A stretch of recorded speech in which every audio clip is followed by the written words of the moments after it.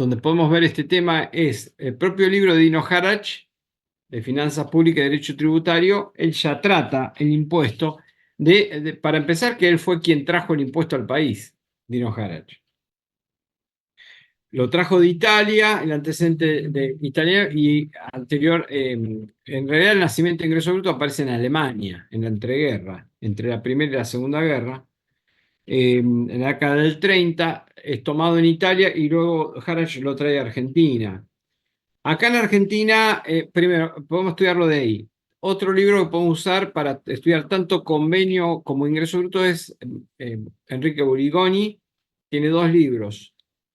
Eh, ah, a propósito, porque si no después me voy a olvidar. Un segundo. A ver.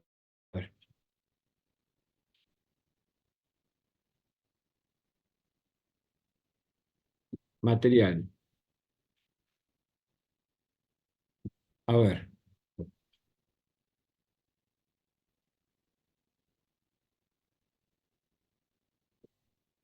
Un segundito.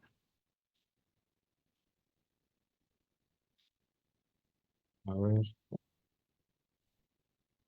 Un segundito.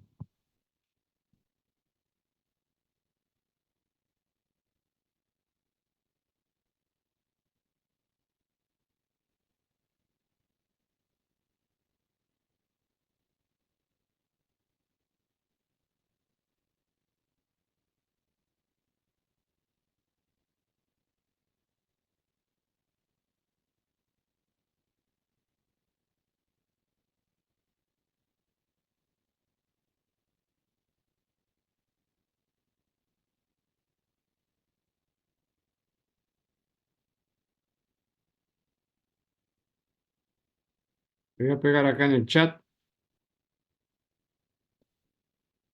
Material de convenio multilateral que les puede servir. Uno que ese que les puse recién es de un curso de Oscar Fernández.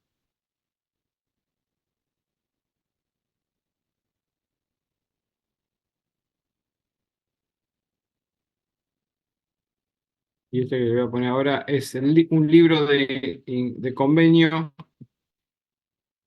de Mario Altave,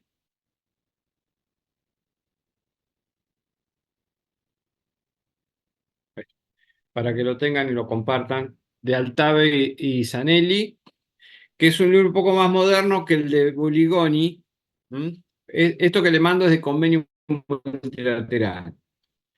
Entonces, la bibliografía para ingresos brutos tenemos a Dino Harach, tenemos a Enrique Buligoni, tenemos a eh, Altave y Zanelli, que les acabo de pegar ahí el libro. Va a tardar un ratito porque es medio pesado.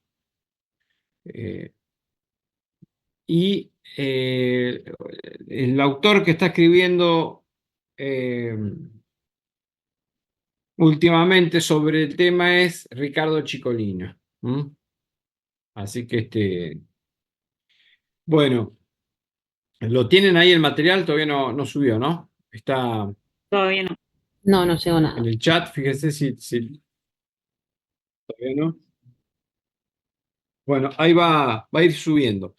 La normativa la pueden bajar de ARBA, la página de ARBA, tiene una pestaña que es normativa, de ahí pueden bajar el código fiscal gratis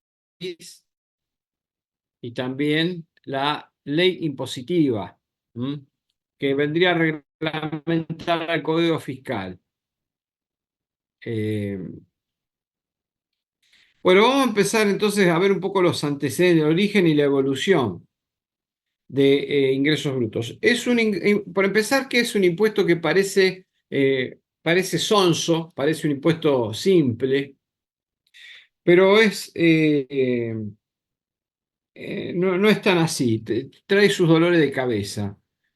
No porque sea complicado en sí mismo, sino porque la administración tributaria lo ha diagramado de tal forma la aplicación que provoca de alguna manera la posibilidad de caer en infracciones, sobre todo por el uso del nomenclador de actividades, la amplia difusión de alícuotas eh, y una tendencia a hacer fiscalizaciones que normalmente impugnan los códigos de actividad declarados para intentar encuadrar la actividad en otro código de actividad que tiene una alícuota mayor. Ustedes habrán notado, a lo mejor si alguno ha trabajado o ha tenido la experiencia de encontrarse con una inspección, eh, es medio parecido a lo que pasa con la inspección laboral. Ustedes saben, cuando llega una inspección laboral, eh, normalmente le pide el inspector, le pide al empleado, dice, ¿usted qué tarea realiza? ¿Cuándo ingresó? No importa si se acuerda, pero más o menos cuándo ingresó y si es posible, tiene una fecha anterior por las dudas. ¿Y cuánto cobrás? Y si no estás seguro, bueno, en todo caso redondea para arriba.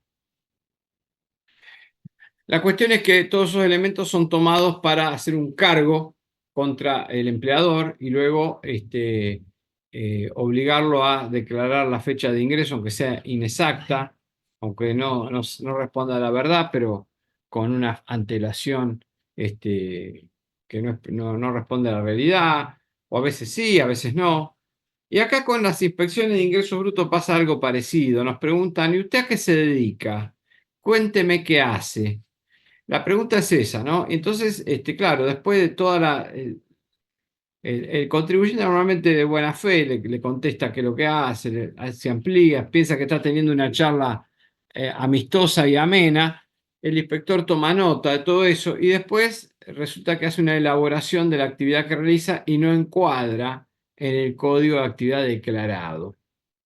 Y a partir de ahí llegamos a la conclusión de que el fisco nos impugna el código de actividad declarado por otro que concluye la inspección, que es el que debería haberse declarado y que tiene una alícuota, como decía recién, superior. Estas cuestiones son bastante frecuentes de ver lo que parecía ser un impuesto que era simple, que no tenía mayores complicaciones, que era base imponible por alícuota, un impuesto proporcional. Bueno, resulta ser que siempre terminan en algún ajuste o en la pretensión de algún ajuste.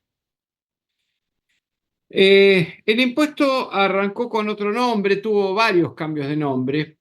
Aparece en la década del 40, fines de la década del 40, 1948, en la provincia de Buenos Aires. Aparece con el nombre de Impuesto a las Actividades Lucrativas. Nosotros a veces lo escuchamos mencionar a nuestros padres, nuestros abuelos, tengo que pagar lucrativa. Hacía referencia justamente a este impuesto, el impuesto a las actividades lucrativas. Aparece entonces en el Código Fiscal de la Provincia de Buenos Aires en el artículo 94 al 106, 12 artículos tenía. El 94 definía el hecho imponible.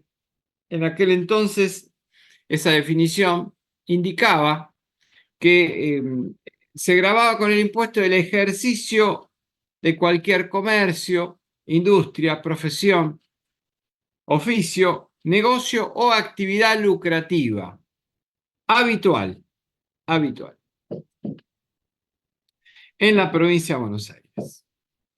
Bueno, después esto vamos a ver que va a ir decantando, va a ir cambiando, transformándose. Por empezar, la lucratividad va a ir siendo dejada de lado con la pretensión de que sea más amplio esa definición, se abandona la lucratividad, la habitualidad queda parcialmente. La habitualidad va a quedar solamente para definir en términos generales el hecho imponible, pero después van a aparecer excepciones o complementos a la habitualidad. Por ejemplo, en el artículo 184 del Código Fiscal se le van a agregar casos donde no va a ser necesaria la habitualidad y sin embargo van a estar alcanzados de todas maneras por el impuesto. el artículo 98 de ese código fiscal de aquel momento definía también qué es lo que no estaba alcanzado o incluido en la actividad lucrativa grabada. Por ejemplo, los trabajos en relación de dependencia, eso sí hasta el día de hoy. Los que se realicen por cuenta ajena, con remuneración fija o variable, y las explotaciones agropecuarias. Esas actividades estaban excluidas del impuesto, cosa que hoy sí están incluidas. No la de relación de dependencia, pero sí la actividad agropecuaria. La base imponible es quizás el aspecto que más nos ocupa y preocupa de este gravamen. Son los ingresos brutos. Un ingreso bruto que va a tener una definición particular. Después vamos a ver que en el convenio multilateral no va a ser el mismo concepto de ingreso bruto, va a ser otro. Pero son los ingresos brutos anuales, anuales que obtiene el sujeto, anuales totales. Bueno, un concepto entonces que va a requerir una definición que vamos a tener que estudiar con precisión, con mucho detenimiento. En el inicio del gravamen, los ingresos brutos que se tenían como parámetro no eran los del ejercicio fiscal o año fiscal corriente. Se tomaba como referencia, punto de referencia, los ingresos brutos del año fiscal anterior. El periodo fiscal del impuesto, el aspecto temporal del hecho imponible, va a cambiar, va a ser año fiscal, perdón, año comercial si llevo contabilidad o año calendario si no llevo contabilidad, que va a coincidir con el año fiscal, pero va a ser el año, periodo anual. Esto después va a cambiar, recién le mencionaba el antecedente histórico, va a cambiar porque el hecho de tomar como referencia o como base imponible ingresos brutos del año anterior iba a sufrir las consecuencias de los procesos inflacionarios y se dieron rápidamente cuenta que esto tenía que ser cambiado. En el artículo 95 trataba el caso de los inicios de actividades donde no teníamos un año anterior, entonces había que hacer se aceptaba la presunción de ingresos del año futuro con una posibilidad de rectificarlos luego, así que fíjense qué relación había, ¿no?, con el contribuyente en aquel entonces. Y la definición de ingreso bruto en aquel entonces también era toda la contraprestación recibida. Es decir, en la relación contractual, ya sea de la compraventa, de la locación, la prestación de servicio, una parte se obligaba a hacer la entrega de las cosas, la prestación de los servicios, ceder el uso temporario de las cosas, y la otra parte tenía que pagar un precio en dinero. Bueno, esa era la contraprestación. Entonces, toda contraprestación recibida era considerado la base imponible, ingresos brutos, ¿no? Pero también acá, como toda contraprestación, el total era el total del precio. Acá volvemos a reflotar un poco el concepto de IVA, ¿no? El concepto de precio neto.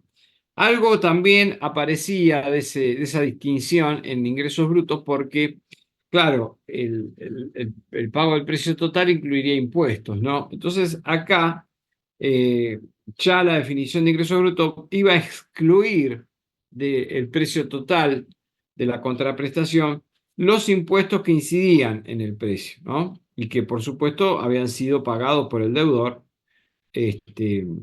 Pero no todos los casos iba a ser separado la base imponible. Solamente lo iban a poder separar o excluir de la base imponible los sujetos de derecho de esos impuestos, o sea, aquellos que estaban mencionados en la ley y que determinaban e ingresaban el impuesto. Todos los demás no. Entonces, por ejemplo, Esto le sería perfectamente aplicable al impuesto a valor agregado para el IVA responsable inscripto. Iba a ser aplicado para el sujeto de derecho de impuestos internos, pero en los demás casos no. Entonces, por ejemplo, en la tabacalera sí iba a excluir de sus ingresos brutos el impuesto interno que le cobraba al mayorista, pero el mayorista al minorista, el minorista al consumidor final no, porque ya no eran sujetos de derecho. Recordemos que los impuestos internos particularmente únicamente son sujeto de derecho lo de la primera fase y solamente en el caso de objetos suntuarios y fraccionamiento de champaña, los demás no son plurifásicos, son monofásicos en la primera fase, nada más. Así que la exclusión de la base imponible se daba en esa fase nada más, la primera, salvo, repito otra vez, el caso de sujetos inscritos en suntuario y de fraccionamiento de champaña. Después tenía también ese antecedente de definición de ingreso bruto una particularidad. Se admitían los descuentos o bonificaciones del precio, pero no andaban con complicaciones. O sea, eso de que los descuentos, las bonificaciones se adecúen a las costumbres de plaza o a los usos de costumbre, no. Se ponía un máximo de hasta el 10% del precio. Ese era el máximo admitido como descuento o deducción. Hasta ahí se aceptaba, más del 10% no. Y después un sistema de rebajas y recargos de alícuotas que se aplicaban según la política fiscal en diferentes situaciones o momentos. Así que así arrancó. eh, Así arrancó la primera versión del impuesto.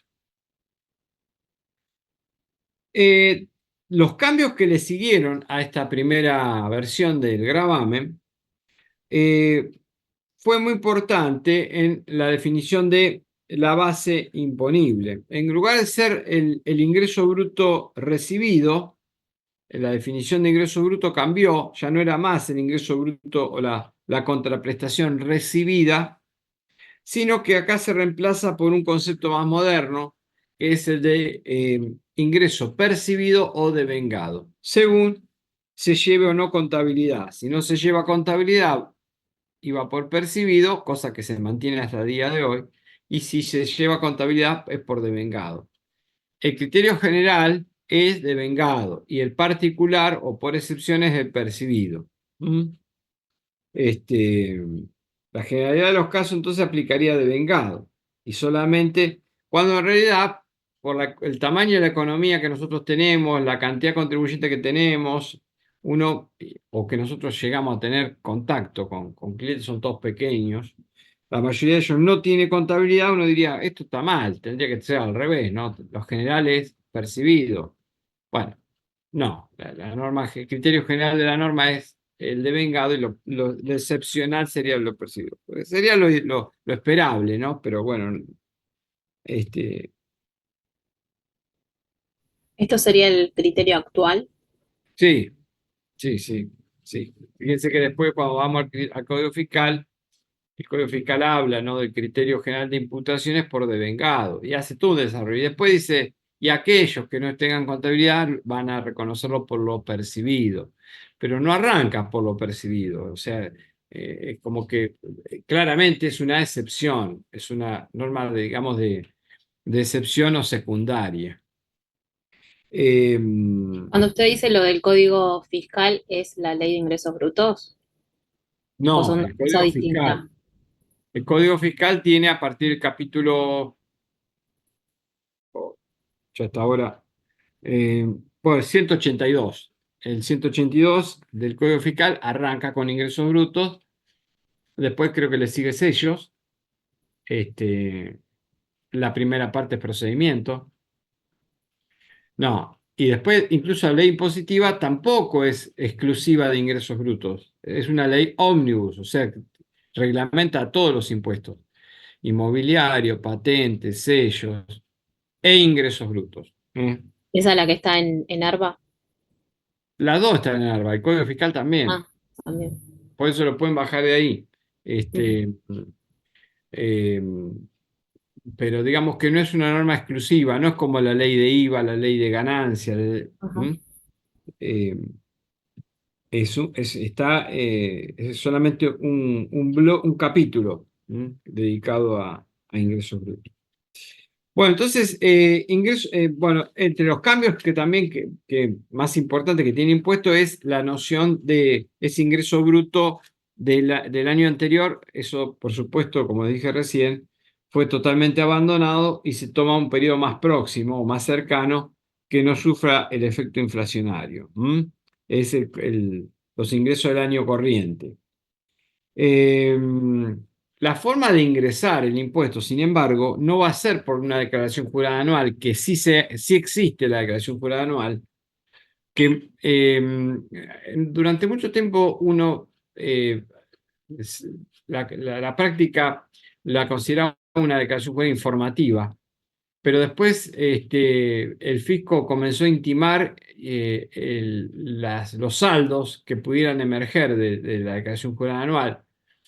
Y tuvimos también problemas con la traslación de saldos, que el fisco no admitió el traslado de saldos a favor del contribuyente de un periodo fiscal al otro. Bueno, una relación que se fue deteriorando mucho entre fisco y contribuyentes.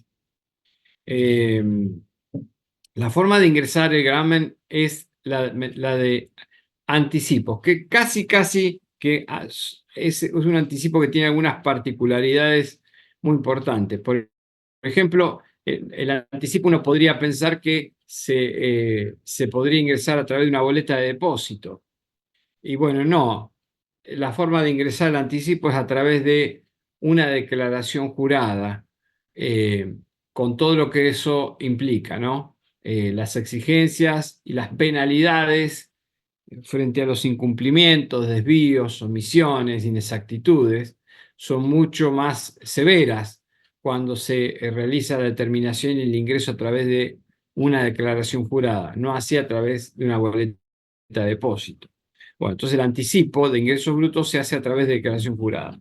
Durante mucho tiempo, el anticipo se hacía para la generalidad de los casos en forma bimestral y los mensuales eran los casos excepcionales, particulares o de grandes contribuyentes. Hoy en día esa relación se fue invirtiendo. Si bien el anticipo bimestral sigue existiendo, está contemplado en el Código Fiscal, prácticamente no se utiliza. Se ha generalizado el uso del anticipo, la obligación de aplicar el anticipo mensual. Eh, Así que esa es la forma de determinar e ingresar el impuesto. Por supuesto, aplicamos mensuales o bimestrales según la categoría del contribuyente, pero vuelvo a repetir, se generalizó el anticipo mensual. No porque se hayan tornado importantes los contribuyentes, sino porque el fisco está acuciado de ingresos y no estaba dispuesto a esperar 2 meses para captar la recaudación, sino lo solucionó volcando a la mayoría de los contribuyentes casi. No, yo, sinceramente, hace mucho tiempo que no veo ningún anticipo bimestral. Yo no tengo ninguno, por lo menos. Así que prácticamente han desaparecido. Bueno, en cuanto a la base imponible. La base imponible está permanentemente sujeta a novedades. El hecho imponible se mantuvo bastante, eh, pero la finalidad sí fue un cambio importante dentro de lo que es la definición del hecho imponible. Es el propósito o finalidad de lucro, se reemplaza por el de la onerosidad, la mera onerosidad. Que después vamos a ver que eh, esto de alguna manera, si bien está expresado en el Código Fiscal, en el artículo 182, cuando después vemos la definición en el artículo 183 de habitualidad, ¿qué se entiende por habitualidad? Y el 183, que es un artículo importante, hace referencia a que haga profesión Claro, uno dice, ¿se puede hacer profesión de una actividad que no es lucrativa? Y yo creo que no, porque, a ver, yo puedo, desde ya puedo prácticamente no hacer o hacer muy pocas actividades a título gratuito. Este, la mayoría de las actividades u operaciones las hacemos a título oneroso, aunque terminemos con quebranto, pero es a título oneroso. Pero que no tengamos el propósito o la finalidad o la persecución del lucro, bueno, a ver, eso no sería posible para una actividad que sea habitual y que hagamos profesión de ella ni hablar, sobre todo considerando que el concepto moderno de la profesión es toda aquella actividad que permite el sustento diario, ¿no? Arrimar los recursos para la supervivencia. Entonces, ya quedó muy lejos el concepto de profesae o profesare, aquel término de profesión del cual también incluye, se deriva la palabra profeta, ¿no? Aquel que dice lo que va a ocurrir, lo que va a pasar, el porvenir. Y por eso las profesiones se las entendía únicamente a las actividades científicas, las derivadas de los claustros de las universidades. Hoy en día ese concepto quedó un poco en desuso y hablamos de actividad profesional o de profesión, aquella actividad que nos permite vivir de lo que hacemos. Entonces, esa profesión habitual no la podemos esperar de una actividad que no sea lucrativa. Onerosa en todos los casos, pero que no sea lucrativa, que no nos permita obtener una diferencia patrimonial, una rentabilidad, eh, es difícil. Pero, como decía recién, el artículo 182 y 183 no terminan de definir el hecho imponible. También está agregado el 184 y en el 184 del Código Fiscal aparecen sumando o agregando actividades que ya no requieren la habitualidad, no requieren hacer profesión y aunque no sean habituales, también están grabadas. Por ejemplo, la proveniente de las locaciones de inmuebles, la enajenación de, de bienes inmuebles, algunas operaciones agropecuarias, en fin. Después lo van a ver con el Código Fiscal, pero las del 184 ya están detrás del requisito de la habitualidad. La estructura tarifaria eh, arrancó siendo muy modesta. Teníamos básicamente una alícuota para el sector o la actividad del sector primario, 1%, 1,5%. Eh, eh, la actividad del sector secundario, transformador, el industrial, también 1,5, 2, y la del terciario, los servicios, 3, 3,5, donde todas las jurisdicciones más o menos todavía sigue habiendo competencia tributaria. Y entonces vemos cierta armonía en las alícuotas, todos se cuidan de no sobresalir demasiado con las alícuotas para no provocar corrientes que orienten las radicaciones de una jurisdicción desmedro de otra, pero más o menos era así. Hoy día, cuando vemos la ley impositiva, vemos que tenemos una proliferación de alícuotas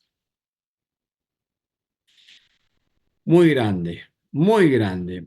Y acá estamos ya en un terreno donde hay que ser muy cuidadosos por dos motivos, yo diría. Primero, por la forma de aplicar las alícuotas, donde todo está pensado y diseñado para, esto realmente lo digo convencido, para inducir al error, y luego ser objeto de un ajuste. Eh, Bastante a contramano del principio de certeza. Eh, no hay claridad muchas veces, sobre todo en el uso del nomenclador de actividades, donde encontramos definiciones inexplicablemente puntillosas, de manera tal que cualquier desvío a la definición que tiene ese código de actividad ya cambia o caemos fuera de la aplicación de la alícuota establecida y corresponde otra. Eh, y eso por un lado. Y por otro lado, la, eh, es un poco sospechosa forma de establecer las alícuotas para el mismo código de actividad según los ingresos que se haya obtenido en el año fiscal anterior. Primero, la definición de ingreso bruto total, que prevé el artículo, a partir del artículo 20 tenemos el tratamiento del impuesto, artículo 22, 23, 24, y donde vemos que en 3 artículos de la ley impositiva trata la aplicación de las alícuotas para la misma actividad. Para la misma actividad. Un segundo, por favor.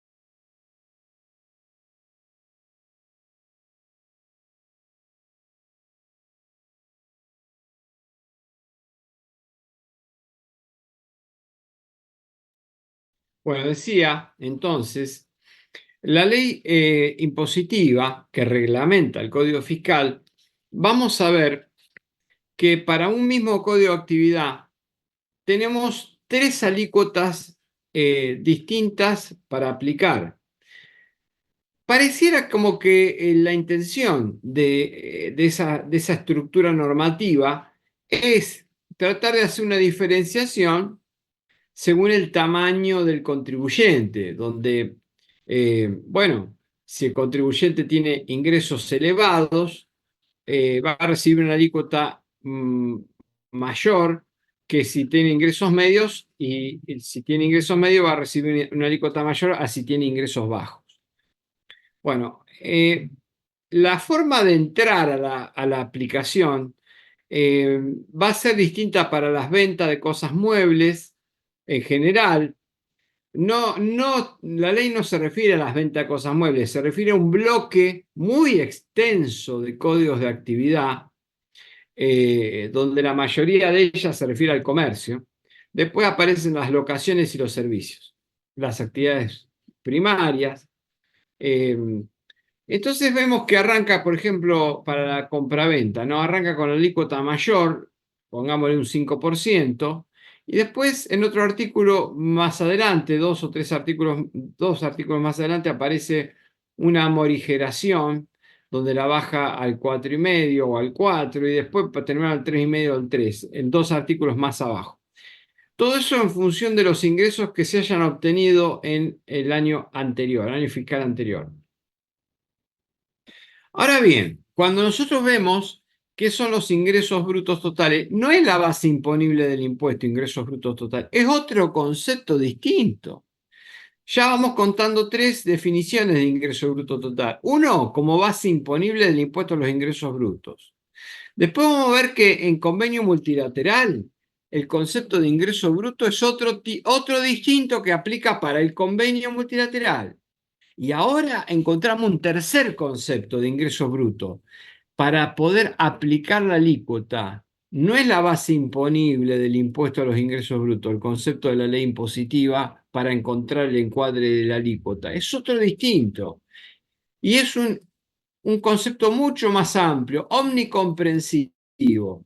El ingreso bruto total al que se refiere la ley impositiva para encuadrar la alícuota es el concepto de ingreso bruto total incluye todos los ingresos obtenidos por todas las actividades, por todos los conceptos y en todas las jurisdicciones. Más amplio imposible. Atención con eso, ¿eh? Mucho cuidado con eso, porque podemos cometer grandes errores. Entonces, fíjense que los problemas con el impuesto, como pueden ver, obedecen a distracciones, a malas interpretaciones, a una lectura muy rápida, no una lectura minuciosa, y que decían, pero este no era un impuesto tan simple que era base imponible por alícuota, un impuesto proporcional y a otra cosa. No, se convierte poco a poco, se va convirtiendo en un dolor de cabeza cuando uno pensaba que esto no tendría que demorarnos más de un par de minutos en liquidarse. ¿Mm? No, se ha convertido en una verdadera trampa para bobos, para distraídos, para gente que no es muy minuciosa, muy meticulosa, y ofrece un montón de aristas por donde una fiscalización puede entrar para fiscalizar y encontrar inconsistencias. En el 1974 se anuncia la derogación. Es un impuesto que desde su nacimiento ya tiene grandes dificultades de aceptación, es un impuesto realmente que no debería existir. Ahora vamos a ver los motivos, ¿no? Pero claro, cuando uno ve la recaudación del impuesto y qué significado tiene dentro de la recaudación total este impuesto de un fisco provincial, podemos pensar que esto es prácticamente muy difícil. En algunas jurisdicciones está entre el 70 y 75% de su recaudación. Es muy significativo para una provincia. Eh, en el 74 se anuncia la derogación del gravamen. Recordemos que en 1975 se introduce en el sistema tributario argentino el impuesto al valor agregado. Se suponía también que él iba a reemplazar a ingresos brutos, aunque fuera nacional, por coparticipación, y también iba a reemplazar al impuesto nacional a las ventas. Bueno, se implanta el IVA, se deroga el impuesto a las ventas, pero el impuesto a las actividades lucrativas no desaparece realmente, sí desaparece con su nombre y aparece otro que es el mismo impuesto con otro nombre, que era el derecho de patente por el ejercicio de actividades con fines de lucro. Así se llamó, derecho de patente por el ejercicio de actividades con fines de lucro. El hecho imponible era el mismo, así que fue simplemente un cambio de nombre. Este,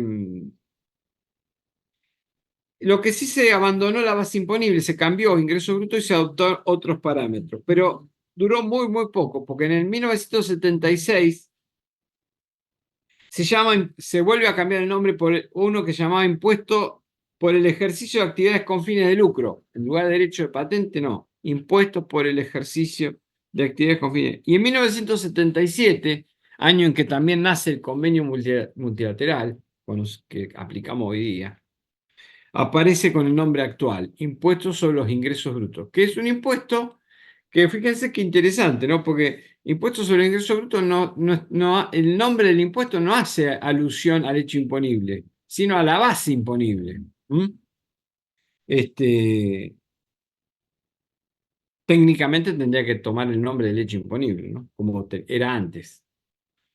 Bien, vamos entonces a analizar la naturaleza y características del impuesto sobre los ingresos brutos. Por empezar, respecto de la clasificación entre impuestos personales y reales, ingreso bruto es un impuesto que es totalmente ajeno a cualquier consideración respecto al sujeto. No le importa nada. quién es el sujeto, si es persona humana, persona jurídica, si tiene carga de familia, si es soltero, si es casado, si es sano, si es enfermo, si es jubilado, no importa nada. Lo que sí le importa es, es totalmente objetivo, ¿eh? Es un impuesto real, ¿eh? Recae sobre la manifestación objetiva de lo que el legislador considera que es capacidad contributiva. Realizar una actividad y obtener una retribución que después va a ser la base imponible definida. Pero es realizar la actividad del artículo 182 para el caso de la provincia de Buenos Aires y 184. No tiene ni en la base imponible ni en las alícuotas, en ningún caso tiene en consideración las circunstancias personales del contribuyente. Así que es. Con respecto a la clasificación de directo o indirecto, es un impuesto indirecto. Eh, a ver, cuando nosotros vemos la bibliografía, ya Harald, Giuliani von Rouge, todavía hacen mención a las viejas escuelas de clasificación, que era la que se apoyaban los efectos económicos de los impuestos, ¿se acuerdan? Que decía que un impuesto es indirecto si se puede trasladar y es directo si no se puede trasladar. Encima, cuando Harach, por ejemplo, hace mención de esto, todavía se usaba el parámetro de ingreso bruto del ejercicio anterior. Por lo tanto, él decía Harach, si se utiliza como base imponible los ingresos del ejercicio anterior, ¿cómo vamos a hacer para trasladarlos? Si ya estamos legislándolo hacia el futuro y tomamos como parámetro base imponible los ingresos del año pasado, no es posible trasladarlo nunca. Bueno. Ese es un criterio. Después teníamos el administrativo, que tomaba en consideración hechos imponibles eh, que gravaban situaciones estables o dinámicas. Si era estable, era directo, si era dinámico, era indirecto. Después teníamos la escuela que consideraba pero acá era particular para impuesto a la renta, ¿no? La renta de stock o la renta de flujo. Si era directo, si era este, eh, de flujo, e indirecto si era de stock. Y después la más moderna, que es la de la capacidad contributiva. Y entonces acá tendríamos que era directo si agravaba manifestaciones cercanas o inmediatas de capacidad contributiva, indirecto si graba manifestaciones inmediatas o lejanas de capacidad contributiva. Claro, si uno dice, uno ve el hecho imponible, ejercer una actividad eh, a título oneroso, ya si con el solo hecho de decir eh, que el hecho imponible grava una actividad que solamente tiene en cuenta la onerosidad, recordemos, yo puedo captar un dinero, o sea que no lo hago a título gratuito, pero puedo tener quebranto. Entonces, un sujeto que está teniendo quebranto a través del ejercicio de su actividad o una rentabilidad exigua, eh, la capacidad contributiva real es más que nada imaginaria por parte del legislador, porque no tiene capacidad de afrontar el pago de un gravamen, ni este ni otros, ¿no? La situación de quebranto. Y sin embargo, la definición de capacidad contributiva en el impuesto a los ingresos brutos, que es el mero hecho de ejercer una actividad a título oneroso, dice usted tiene capacidad contributiva, pague el impuesto. A eso hay que sumarle que la base imponible elegida eh, es realmente muy cuestionable. Hay mucho para estudiar respecto a la base imponible elegida por este impuesto, los ingresos brutos y la definición de lo que es ingresos brutos. Por lo tanto, sin lugar a dudas, podemos concluir que ya sea por la base imponible o por el hecho imponible definido, la capacidad contributiva pretendida es lejana. Además, es un impuesto que grava la demanda de bienes de consumo, así que ese impuesto a los consumos también es un impuesto indirecto. Como es un impuesto sobre precios de venta, la etapa siguiente de un contribuyente de ingresos brutos, por ejemplo, un mayorista que le factura a un minorista, es acumulativo y produce efecto piramidación, por lo tanto, es distorsivo, absolutamente distorsivo, porque es capitalizado el impuesto y se aplica margen de utilidad sobre los precios que incluyen el impacto del impuesto. Así que por eso es muy criticado también, ¿no? Eh, bien.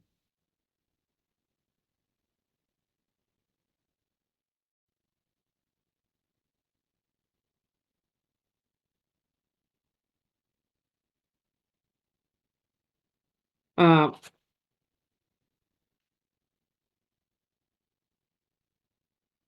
otra característica que tiene el impuesto sobre los ingresos brutos es un impuesto fuertemente territorial.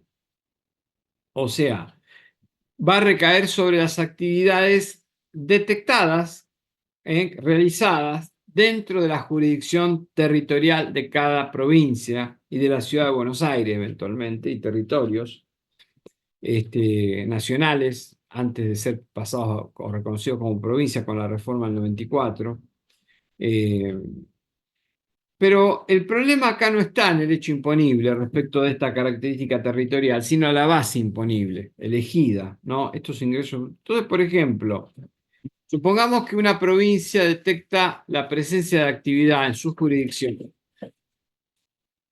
Macanudo. Usted ha perfeccionado el hecho imponible en mi jurisdicción. Se tiene que inscribir, tiene que tributar. Bueno, Macanudo. Ciudad de Buenos Aires.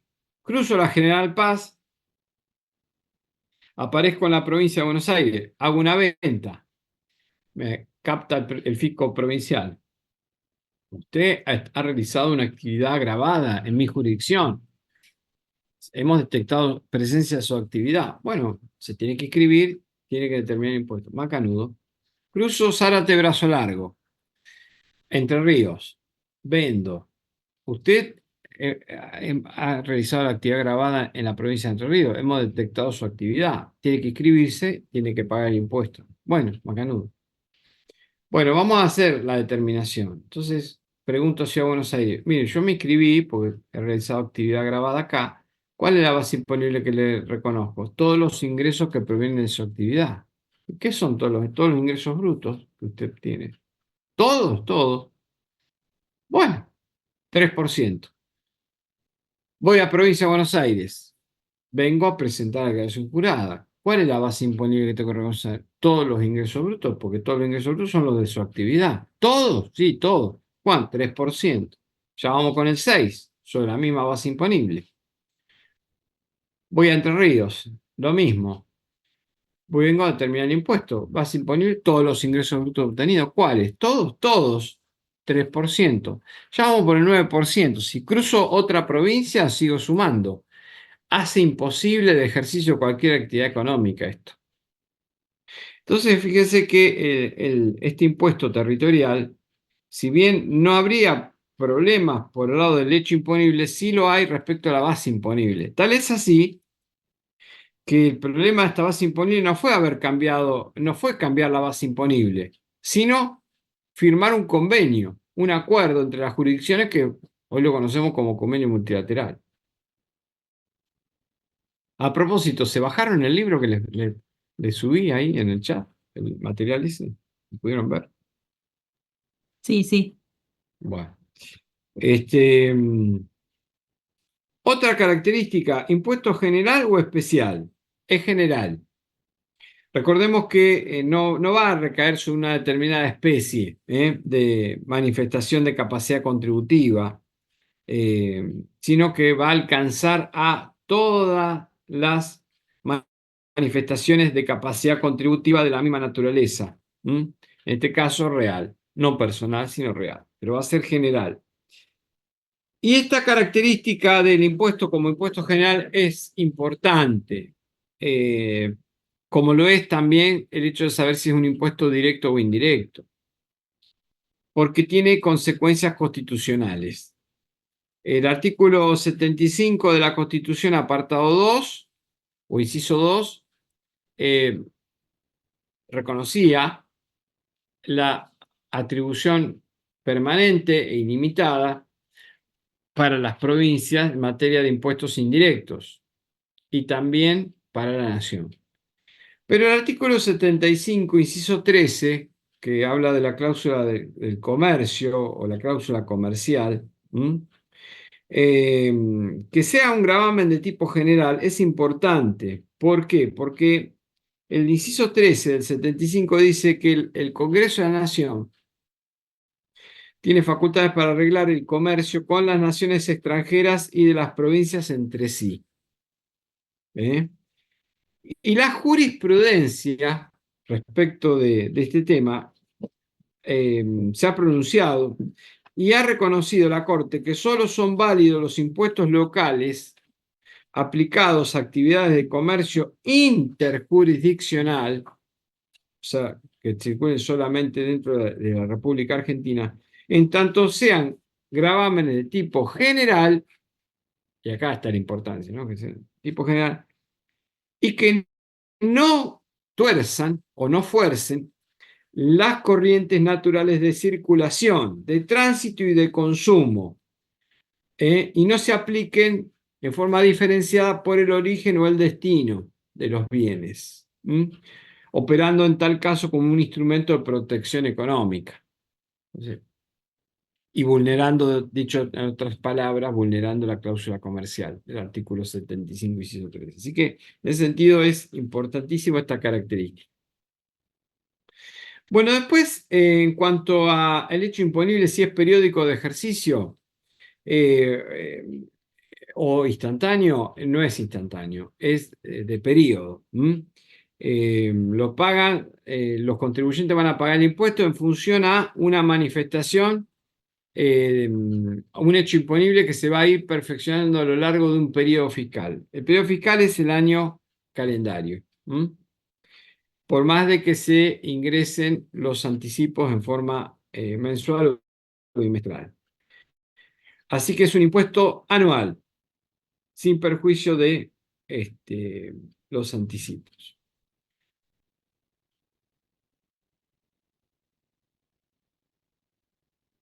Bien.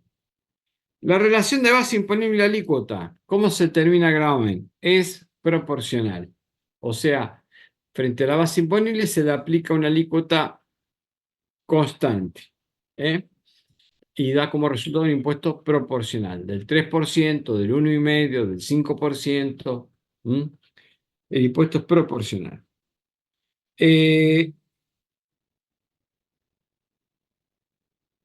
La crítica es que, si bien recién decíamos que en la ley impositiva vamos a encontrar para el mismo código de actividad hasta 3 alícuotas diferentes, para el mismo código de actividad, en función de los ingresos brutos totales obtenidos en el año anterior, o si inicia actividades en los 3 primeros meses. Son montos distintos, ¿no? Pero se nota que se puede hacer una especie de proyección, no para que lo haga el contribuyente, sino para que lo hizo el propio legislador, cuando estableció un monto para los 3 primeros meses o un monto de los ingresos brutos obtenidos en el año calendario anterior. Tenemos para el mismo código de actividad hasta 3 alícuotas distintas. De alguna manera podríamos decir, bueno, atempera el efecto regresivo que tenía el impuesto a los ingresos brutos proporcional. ¿Por qué? Y porque por más que yo tenga la misma actividad, yo vendo alimentos y tengo una despensa de barrio y pago el 3%, y Jumbo también paga el 3% y vende alimentos, el impuesto determinado, si bien en términos absolutos el impuesto que determina Jumbo es mucho mayor en términos absolutos, en valores absolutos, que el impuesto determinado por la despensa, en términos relativos, respecto a la capacidad contributiva total que tiene un sujeto, en Jumbo es mucho menor que en la que en la despensa de barrio, ¿no? En términos relativos va a ser mucho más impactante para la despensa de barrio, ¿no? Para un contribuyente pequeño. Así que bueno, la incidencia efectiva va a ser menor, ¿m? En Jumbo y va a ser mayor en el almacén de barrio. Bueno, bien,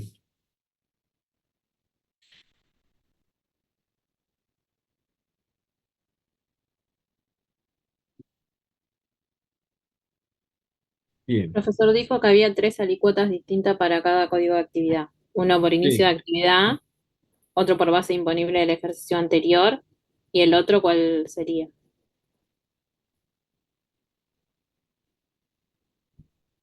para un segundito. Dame un segundito. Estoy buscando.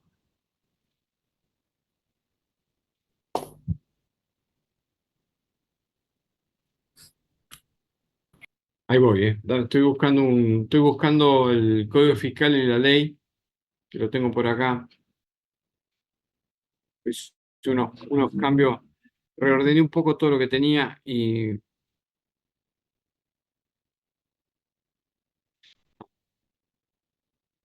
me quedó afuera eso. Dame un segundito.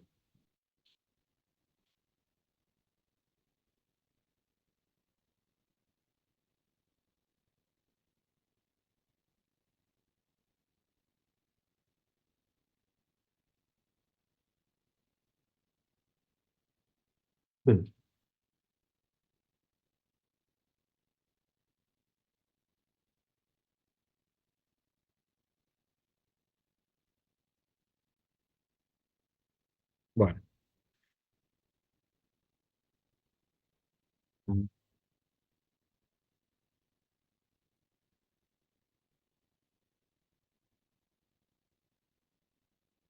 les voy a compartir esto que estoy buscando acá.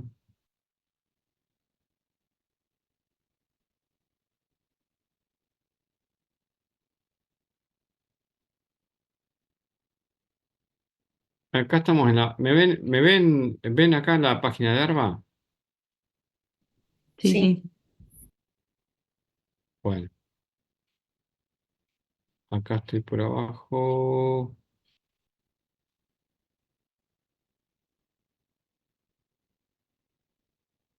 Hay que tener cuidado porque por ahí la cambian y acá está la biblioteca. Bueno, acá tenemos código fiscal, por ejemplo, y leyes impositivas. Vamos a entrar a las leyes impositivas. Este,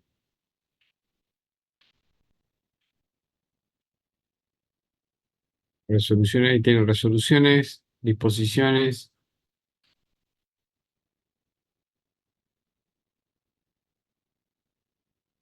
Acá tenemos código fiscal y reglamentaciones. Eh, Vamos a ver al impositivo.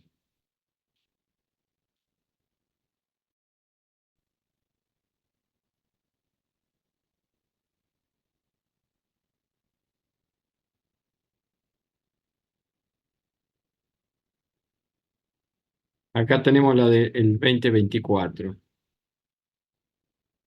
Por ejemplo, estaba buscando la del 2025, pero no ha salido. Acá tenemos. Acá. A ver si puedo agrandar un poquito más. ¿Lo ven? Título 2, ingresos brutos. ¿Ven esto? Sí, Sí, sí. sí. Sí, sí. Artículo 20 de la ley impositiva. Esta ley reglamenta el Código Fiscal, ¿no? Fíjense que dice el 20, de acuerdo con lo establecido en el artículo 223, recordemos en el Código Fiscal, el 182 arranca con el impuesto. El 223 habla de las alícuotas. Eh, eh, Fíjense las siguientes alícuotas generales del impuesto sobre los ingresos brutos. Fíjense acá, ¿no? Entonces, aparece con el punto A del artículo 20, establécese la alícuota del 5% para las siguientes actividades. En tanto no tengan, fíjense, esto es importante, en tanto no tengan otro tratamiento previsto en esta ley o se encuentren comprendidas en beneficio de exención establecida en el Código Fiscal o leyes especiales. Entonces, fíjense que acá arranca el comercio, la venta al por mayor, la venta al por menor. Bueno, recuerden esto, anoten un papelito por ahí, artículo 20, inciso A, 5%, anótenselo, pues después le voy a preguntar, ¿cuánto decía el artículo 20, inciso A? Ustedes me van a decir 5%, ¿ah? Este 5 que está acá. Bueno, vamos a empezar. Fíjense, em, eh, las definiciones, ¿no? Sobre todo hay que tener cuidado con estos casos donde, por ejemplo, aparecen las siglas NCP, no clasificados presentemente, venta al por menor de partes, piezas y accesorios nuevos, ventas de partes, piezas, accesorios usados. Entonces, por ejemplo, yo vendo ventas al por menor de partes, piezas y accesorios. Yo vendo venta al por menor de conjuntos, por ejemplo. Ah, ¿de conjuntos? ¿Qué conjuntos? Y de conjuntos de repuestos. Ah, entonces no, usted se clasificó en la 453.291. Está mal, porque usted vende al por menor un conjunto, pero el conjunto no es de parte, piezas, accesorios, es de un conjunto. Ah, entonces va a otro código. Sí, claro, va a otro código. ¿Qué código tiene? Vamos, encontramos 7%. ¿Mm? Fíjense entonces cómo está diagramado esto para que usted tenga una amplitud bastante grande de posibilidades de encuadrar mal su actividad. Cuando tenía que hacer una definición un poco más amplia, más general, y no tan puntillosa. Bueno, entonces acá arrancamos con el artículo 26 con el comercio, la venta. Vamos a avanzar. Seguimos con la venta. Que llevamos 3 o 4 hojas. Llegamos al punto B.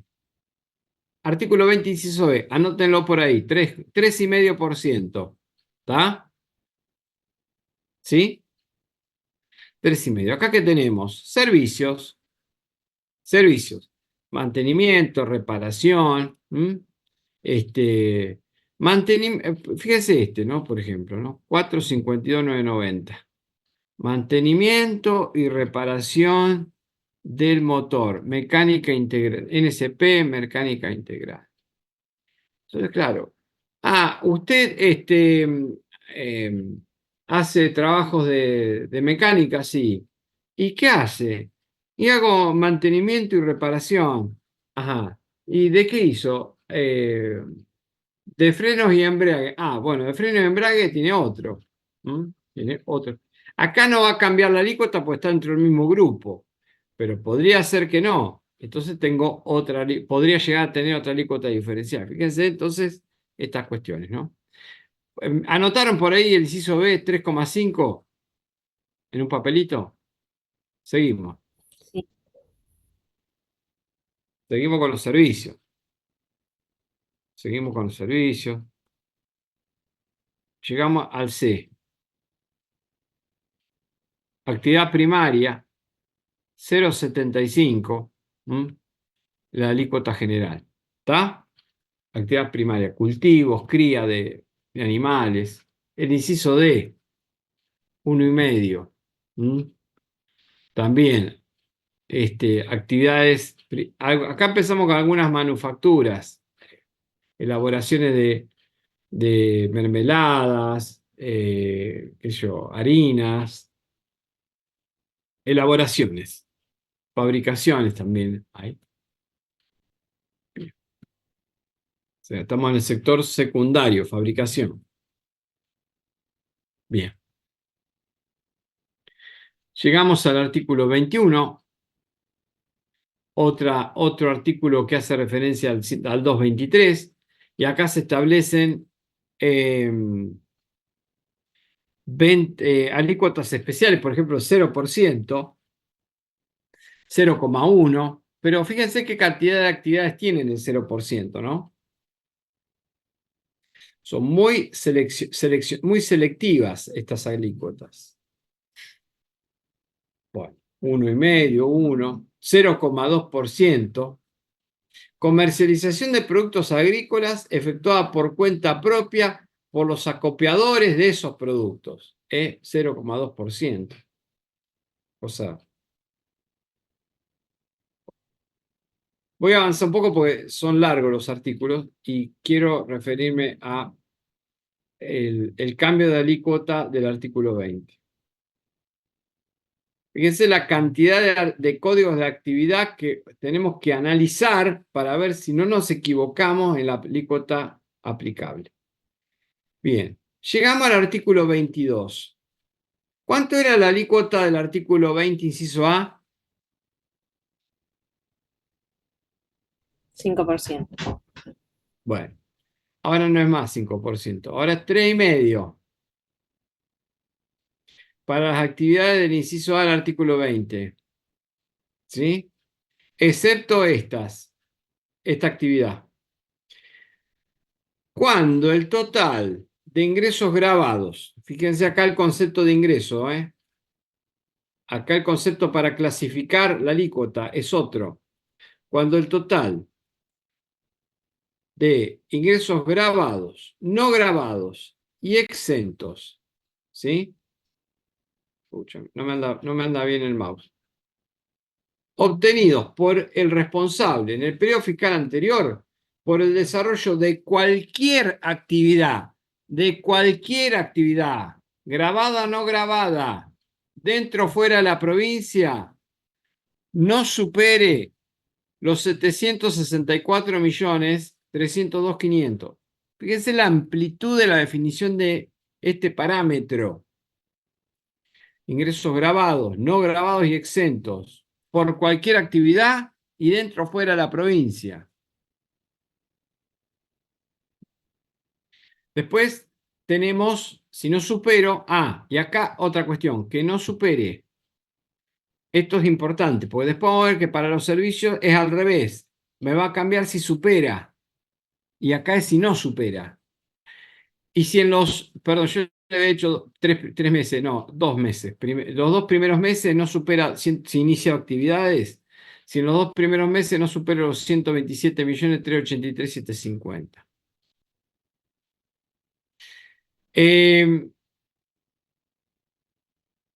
Eso dice el 22. El 23. Entonces, ¿cuánto era la alícuota del artículo 20, inciso A?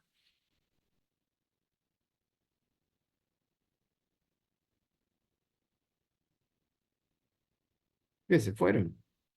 El 5%. 5%. El 22 dijo el 3,5. Y ahora el 23 nos dice, no, tampoco, es el 2,5. Para los del inciso A del artículo 20. Menos mal que seguimos leyendo, Cuando los ingresos del año anterior, otra vez, los grabados, los no grabados, los exentos por cualquier actividad dentro o fuera de la provincia no superen los 29.396.250.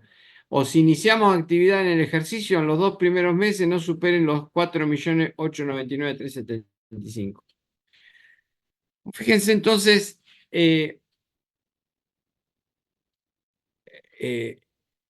el sistema legislativo, ¿no? ¿Cómo utiliza la graduación de alícuotas la ley? Nos hubiera avisado en el artículo 20 que en el 22 y el 23 teníamos que ver las reducciones de alícuota, ¿no? Bueno, si nosotros seguimos avanzando, acá en el artículo 24, ¿cuánto era la alícuota del artículo 20, inciso B? 3,5. 3,5. Bueno, 3,5 era, ¿no? Bueno, ahora no es más 3,5, es el 4. ¿Cuándo?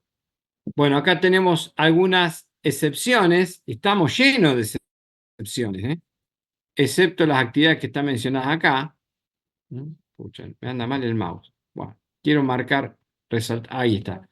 Excepto todas esas actividades, cuando el total de ingresos grabados, no grabados y exentos por él o la, esto del o la me tiene ya, bueno, en el periodo fiscal anterior, por el desarrollo de cualquier actividad, dentro o fuera, supere, ahora no es no supere, ahora supere la suma de 9.553.783.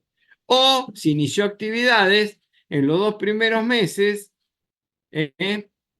supere 1.592.297. Entonces, fíjense acá que tiene una técnica del mismo estilo, pero de sentido contrario. Habíamos hecho 3,5, después fue del 4 para los servicios, y ahora vamos al 4,5, artículo 25, inciso B, artículo 20. Acá otra vez tenemos estas actividades exceptuadas. Otra vez, cuando los ingresos grabados, no grabados y exentos obtenidos por él o por el contribuyente en el periodo fiscal anterior supere los 573.226.875. O en los 2 primeros meses, si inició actividad, los 95.537.813. Fíjense entonces la mecánica, ¿no? Yo creo que lo más importante acá es la mecánica que guarda esta ley impositiva para los mismos códigos de actividad, someterlos a diferentes alícuotas en función de los ingresos. De estos parámetros de ingresos, que ya le dije, es muy amplio, es muy amplio. Bueno, ¿se entiende? ¿Se dieron cuenta cómo trabaja la ley impositiva? ¿Mm? Así que, como decía recién, nos siembra el terreno de varias cáscaras de banana en las cuales uno, si es desapercibido o distraído, puede cometer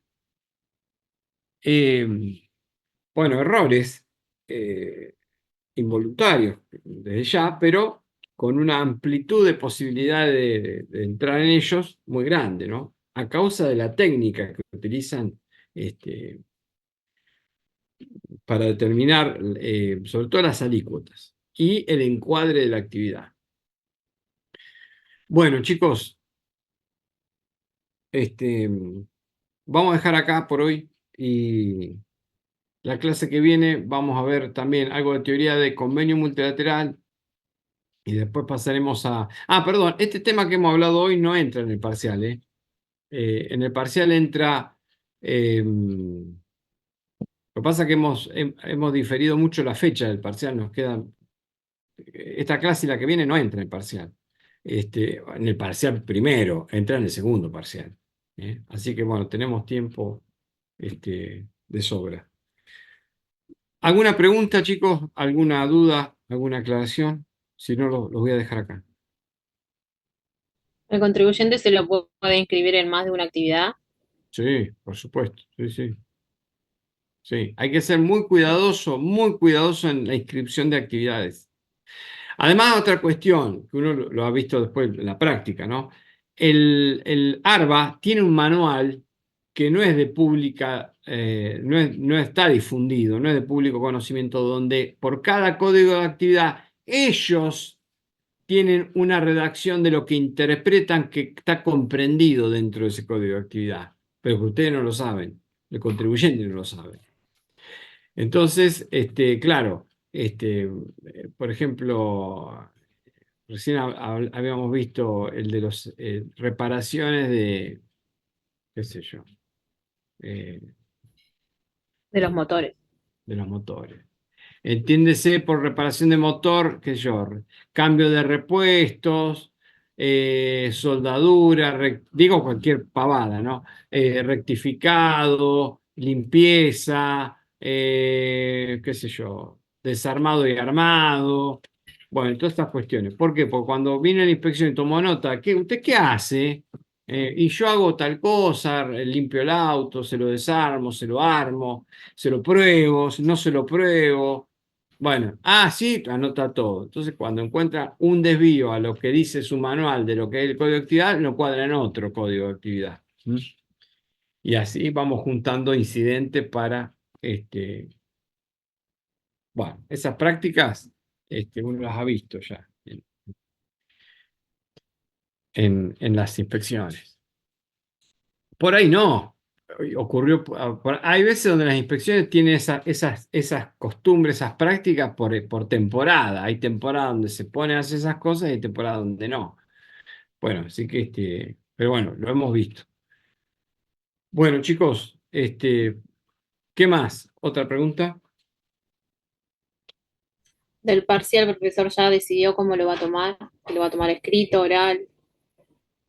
Ah, son 13, ustedes son 12, 13 soy yo, y por ahí puede ser oral, ¿eh? Así que hacemos 2 tandas de 6 y hacemos oral. Va a entrar imposición teoría de impuestos a los consumos, sistemas tributarios, pero hay tiempo todavía, tenemos otra clase más, ¿eh? Eh, evasión, elusión, economía de adopción, IVA, eso que entra en el parcial.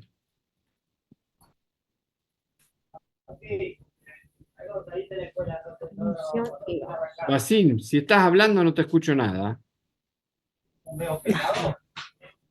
De sistema tributario, ¿en qué nos enfocamos más? En un artículo que yo les compartí, que está en el aula también de un paper de Cristian Altavilla. ¿Mm? Así que bueno, el paper habla de muchas cosas, pero fíjese que hay un título que habla de sistemas tributarios. No me acuerdo en qué página está, pero está dentro del paper, sistemas tributarios. Que básicamente habla hace la distinción entre poder y atribuciones tributarias, hace la distinción, y después habla de cuáles son las atribuciones tributarias de los fiscos nacional, provincial y municipal, cuáles son temporarias, cuáles son permanentes, cuáles son prohibidas, cuáles no las son. Hay un cuadrito, 1 o 2 cuadritos tiene, bueno, esa parte. Tiene un título el paper. Sí. Bueno, chicos, los veo entonces el miércoles próximo, Dios mediante. Gracias. Gracias, profe. Buenas noches. Chao, buenas noches. Chao, gracias. Profe.